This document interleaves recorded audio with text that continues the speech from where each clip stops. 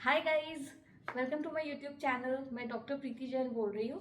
तो आज हम बात करने वाले हैं कि कैसे युवराज गोइंका नाम का बंदा जो मुझे 2 साल से स्टॉक कर रहा है उसकी सारी हरकतें अभी मैं यहाँ पे एक्सपोज करूँगी। देखिए गाइस, मेरा मेन एम क्या है ना कि ऐसे लोग गलत काम करते हैं और इतने बारीकी से, इतने सिस्टमैटिकली टॉर्चर करते हैं ना कि सामने वाले को समझ में नहीं आता और उनको लगता है कि मैं किसको बताऊं, और वो अकेले पड़ जाते हैं। आपको यहाँ पे पता लगेगा लोग माइंड गेम्स कैसे खेलते हैं, किस हद तक जा सकते हैं। और मेरे केस में तो मेरे पेरेंट्स भी इक्वली इन्वॉल्व है, ठीक है, इसके साथ। तो कैसे आपके खुद के पेरेंट्स भी आपका बुरा कर सकते हैं। तो अब मैं शुरू करती हूँ गाइज। ये एपिसोड 2 है, अभी तो बहुत एपिसोड्स बनेंगे क्योंकि मैं 2.5 साल से झेल रही हूँ, तो मेरे पास काफी किस्से हैं बताने के।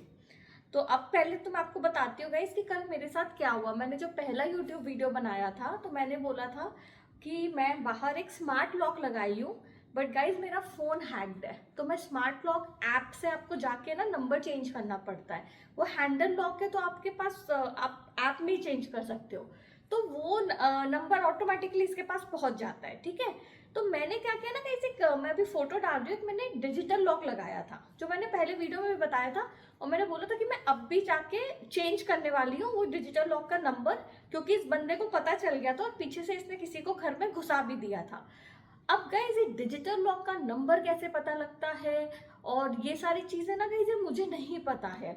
ये है ना बहुत ज्यादा अपना पावर यूज करता है गलत काम करने में, गलत काम करने में गाइज, सही काम करने में नहीं। तो मेरा है ना कल तो मैं अभी यहाँ पे कल मैं वीडियो बना रही थी गाइज, और क्योंकि मेरा फोन हैक्ड है, मिररिंग होता है जो मैं यहाँ कर रही हूँ, जो इट्स एज गुड एज कि मेरा फोन सामने वाले के पास है। बस उस लेवल की हैकिंग हो रखी है। ये 1.5 साल से हो रखा है गाइस, ठीक है। तो इसको पता लग गया, इसने क्या किया गाइस, आप यकीन मानोगे, बाहर किसी से बोला कि जाओ पहले ही नंबर चेंज कर दो वो 3 डिजिट लॉक का, ठीक है। अब मैं तो यहाँ पे वीडियो बना रही थी गाइस, तो जैसे वीडियो खत्म हुआ मैंने कहा चलो मैं जाके नंबर बदल देती हूँ। तो मैंने फोन ऑन ना अंदर रख दिया और मेरे पास एक छोटा सा डॉग है कोको। तो मैं कोको को और मैं बाहर चली गई लॉक चेंज करने, तो मैंने दरवाजा बंद कर दिया। भाई गाइस, अब मैंने लॉक को लॉक कर दिया। चेंज करने के लिए ना एक प्रोसेस होता है, उसकी बटन दबानी पड़ती है। मैं गई, नंबर ऑलरेडी चेंज्ड, अब मेरा दरवाजा ही ना खुले। ये गाइस नार्सिसिस्ट पर्सनालिटी होती है। इनको मजा आता है जब आप तकलीफ में होते हो, आपको टॉर्चर करने में। ये इनका तरीका होता है आपको पनिश करने का कि तुम हमारे खिलाफ कैसे जा रहे हो, तुम्हारी हिम्मत कैसे हो रही है वीडियो बनाने की।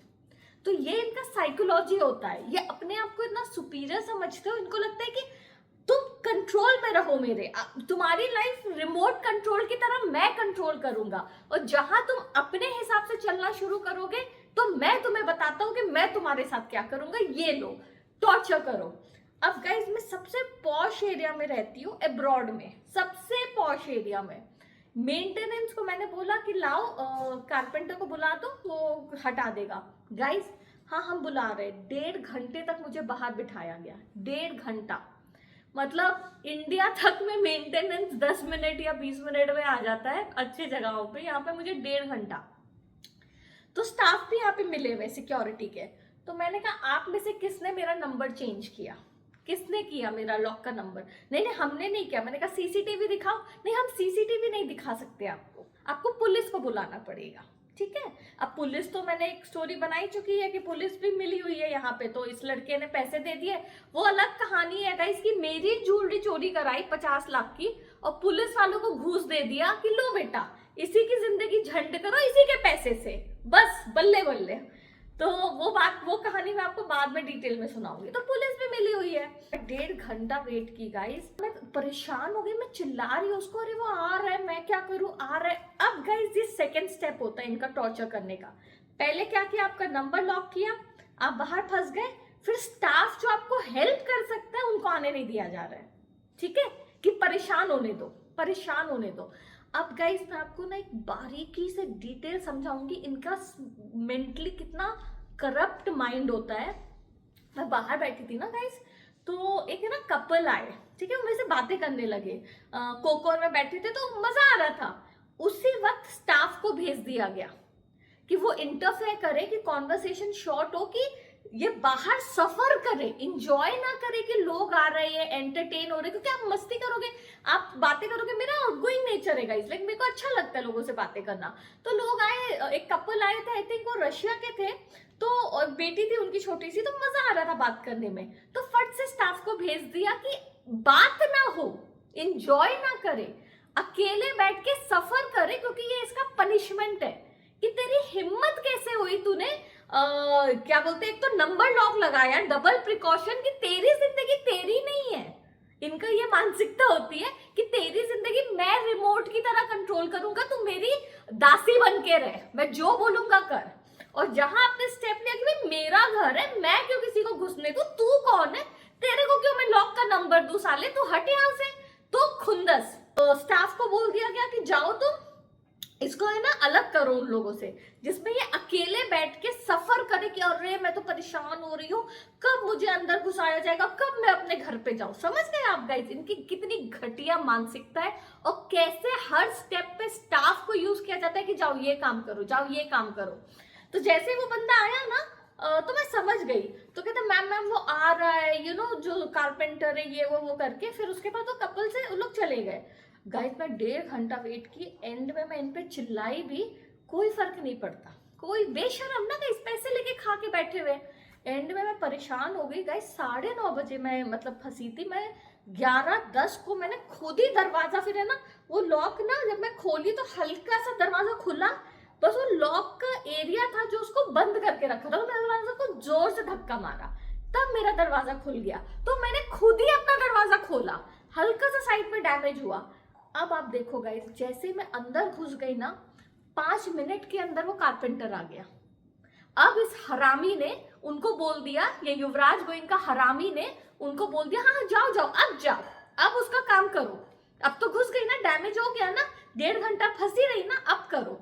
कि अब इसको अक्ल आएगी कि दोबारा तो लॉक नहीं लगा सकती है, ठीक है, डिजिटल लॉक। अच्छा गाइस, पहले मेरे साथ क्या होता था ना, जब मेरे साथ ऐसा किया जाता था ना, मैं थक जाती थी गाइस, मैं नहीं करती थी दोबारा। आज मैंने क्या किया, मेरे पास एक और लॉक था, मैंने कहा मैं नहीं करने दूंगी भाई दोबारा, साले तेरे को दोबारा नंबर डिजिट तू पता करेगा, कर ले, तो दोबारा मेरे घर पे घुसेगा, मैं वीडियो बना के डाल दूंगी, सब चीज एक्सपोज करूंगी। क्योंकि गाइस मेरा ये एम है कि ऐसे लोग, हरामी लोग, इनको लगता है कुछ भी करके ये बाहर निकल जाएंगे, ये नहीं चलेगा, ये वो दुनिया नहीं है। अगर मुझे पुलिस से जस्टिस नहीं मिल रहा है तो मैं सोशल मीडिया में सच्चाई डालूंगी, लोगों को पता चलेगा, जहां जहां मुंह जाएगा, जहां जहां शक्ल दिखाएगा लोगों को। ऑलरेडी गाइस इंस्टाग्राम में मेरे 3.5 लाख फॉलोअर्स है, इतने लोगों तक वीडियो पहुंच रहा है, जहां जहां जाएगा लोग पीछे यही बात करेंगे कि अरे ये किसी लड़की के साथ ऐसा किया, ऐसा किया, सामने कोई कुछ नहीं बोलेगा, पीछे लोग यही बातें करेंगे। समझ गए गाइस, यही मैं चाहती हूँ कि इसकी पोल खुले, हर जगह खुले, और सामने भी जो बोल सकते हैं बोलो इसको कि क्या हरकतें की है। तो गाइस मैंने फिर ना ये डिसाइड किया कि मैं नंबर लॉक लगाऊंगी, ठीक है गाइस। फिर मैंने नंबर लॉक लगवा लिया, मैंने बुक कर दिया रात को अगले दिन के लिए कि नंबर लॉक बुक लगाने आ जाना। अब गाइस मैं रात को फिर अपना सोने वोने चली गई, सुबह उठी गाइस, तो मेरा आईलैश का एक एक्सटेंशन का बुकिंग था, ठीक है, तो मैं उसको कैंसिल की, तो मुझे कस्टमर केयर को कॉल करना पड़ा कुछ बात के लिए। तो कस्टमर केयर वाले जब कॉल की तो मैंने वो बंदी कहती है कि हाँ मेरा नाम रिया जैन है। अब मैं इस नाम के पीछे की कहानी सुनाती हूँ गाइस। थोड़े दिन पहले ना मेरी स्टोरीज में ना एक रिया जैन करके किसी बंदी ने देखा था मेरा स्टोरी, तो मैंने कहा ये कौन है, तो मैं 1-2 बार जाके उसकी प्रोफाइल स्क्रॉल की थी कि कौन है, क्या मैं इसको जानती हूँ नहीं जानती हूँ, आई डोंट नो।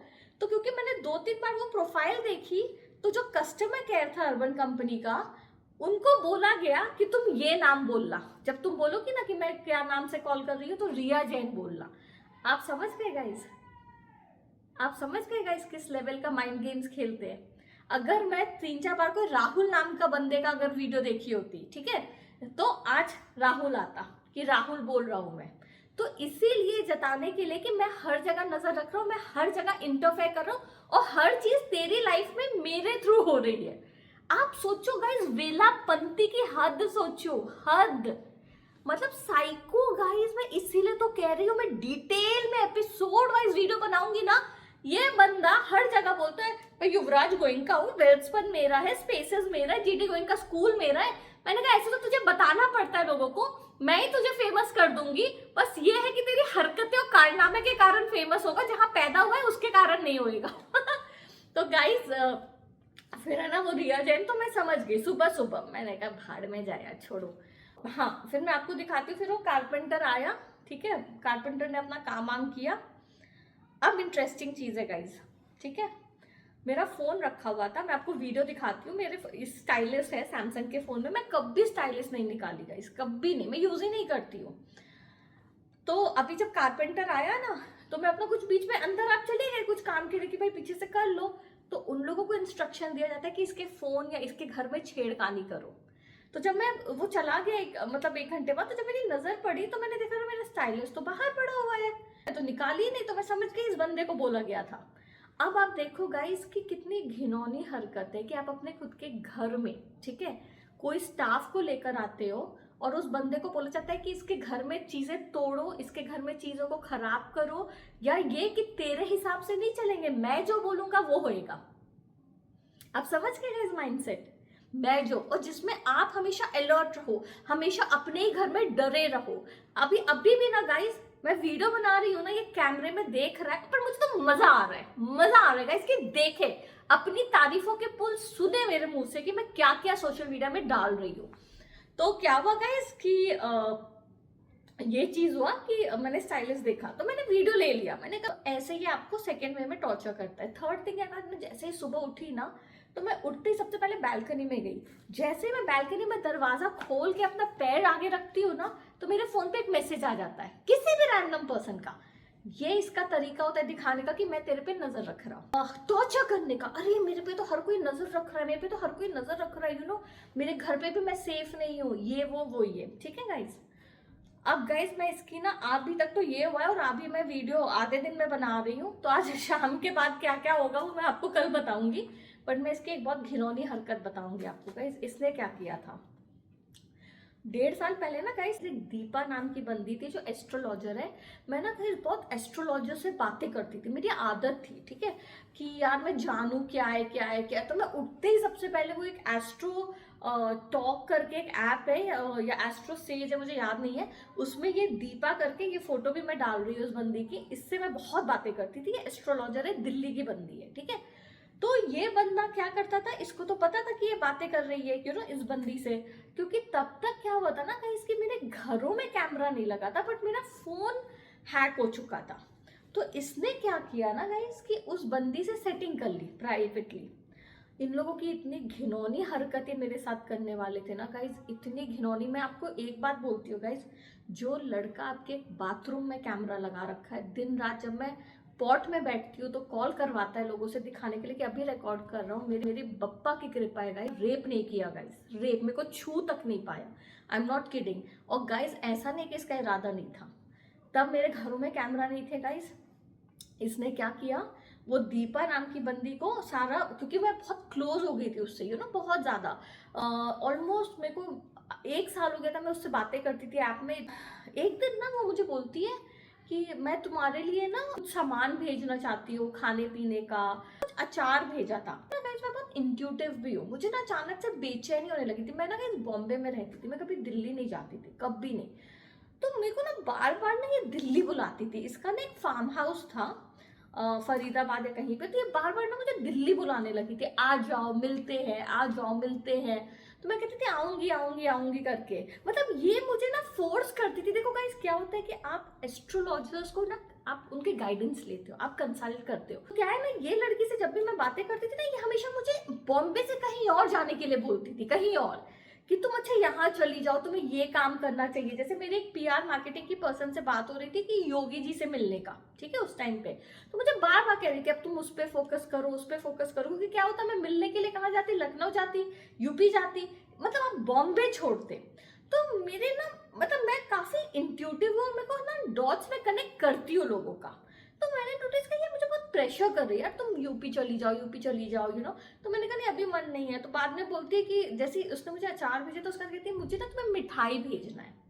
अच्छा गाइस क्या है ना, एक होता है नेचर सॉफ्ट होता है लोगों का, यू नो, जैसे इसका नेचर सॉफ्ट नहीं है, शी इज वेरी मतलब shrewd type of a person. तो जब इसने मुझे बोला मैं तुम्हें मिठाई भेजना चाहती हूँ ना गाइस, मेरा एंटीना खड़ा, मिठाई मतलब ब्लैक मैजिक।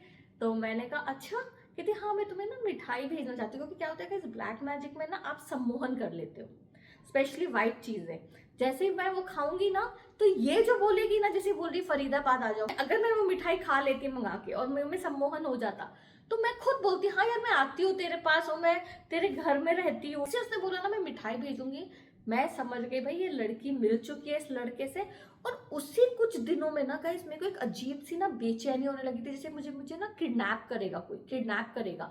मैं इनफैक्ट अपनी एक फ्रेंड से भी बोलती थी यार मुझे ना ऐसी फीलिंग हो रही है कि मेरा किडनैप तो नहीं हो जाएगा, तो कहती थी पागल है क्या तू ना। तब मैंने सारे डॉट्स कनेक्ट किए कि ये मुझे बोल रही है बाहर जाओ, मतलब आप बॉम्बे से बाहर जाओ, ठीक है। अगर मैं बॉम्बे से बाहर जाती तो मैं जहां पे भी खाती पीती रहती, इस लड़के के लिए इजी हो जाता, मेरे खाने में कुछ मिलाओ और ये बेहोश हो जाए और फिर इसको रेप करो, इसका न्यूड वीडियो ले लो, क्योंकि तब इस मतलब आपको ही पता है कि लड़की की लाइफ खत्म, फिर वो वाली थॉट प्रोसेस। तो अब इसने क्या किया था, दीपा के साथ मिलके इनकी स्ट्रैटेजी ये थी कि इसको मैं फरीदाबाद बुलाऊंगी और इसको मैं खिलाऊंगी। ऑब्वियसली तुम्हारी फ्रेंड है तो तुम अपना वैसे भी गार्ड लेट डाउन करते हो। अच्छा गाइस, एक और चीज मेरे केस में क्या था, मेरी पेरेंट्स से नहीं बनती है, मैं अपने पेरेंट्स से बात ही नहीं करती हूँ, तो ये अब क्या है, किसी को है ही नहीं जानने वाला कि तुम कहाँ जा रही हो कहाँ नहीं जा रही हो, तो अब बाद में इसने मेरे पेरेंट्स को भी अपने तरफ कर लिया, क्योंकि ऑब्वियसली यार उनको तो वैसे ही तुम नहीं पसंद हो, मिलके सब इसकी झंड करो, इसकी जिंदगी बर्बाद करो। मतलब मैं अपना इसके पास फरीदाबाद चली भी जाती, लोग मेरे साथ कुछ गलत कर भी देते तो कौन पूछता, किसको आप बताते, तो तब मेरा ना एंटीना क्लिक हुआ कि यार ये मेरे को बाहर जाने के लिए बोल रही, इसने मुझे मिठाई के लिए बोला और उसके बाद कह रही कि तुम फरीदाबाद आओ फरीदाबाद आओ।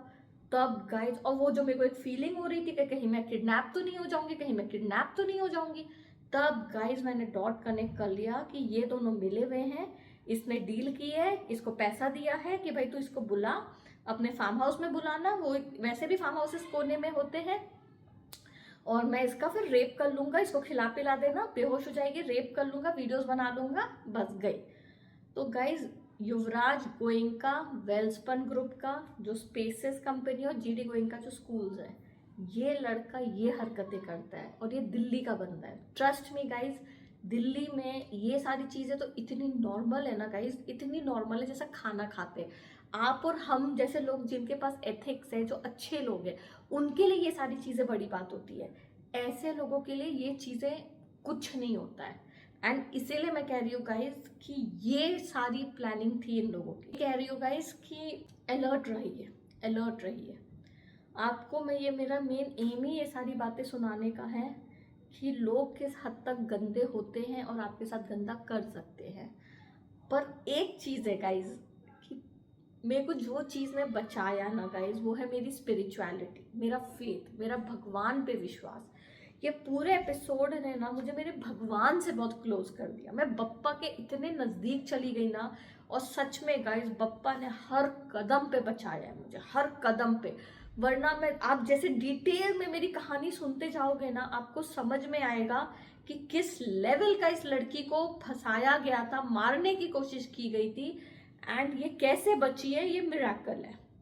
तो बस गाइज, आज का ये स्टोरी है। Thank you so much for watching. Please मेरे चैनल को सब्सक्राइब कीजिए, ये वीडियोस शेयर कीजिए और लोगों के साथ, कि लड़के ऐसे होते हैं, ऐसे गलत काम करते हैं। एंड बस फिर आपको मैं कल अपना एपिसोड 3 बताऊंगी स्टॉकिंग का। Thank you.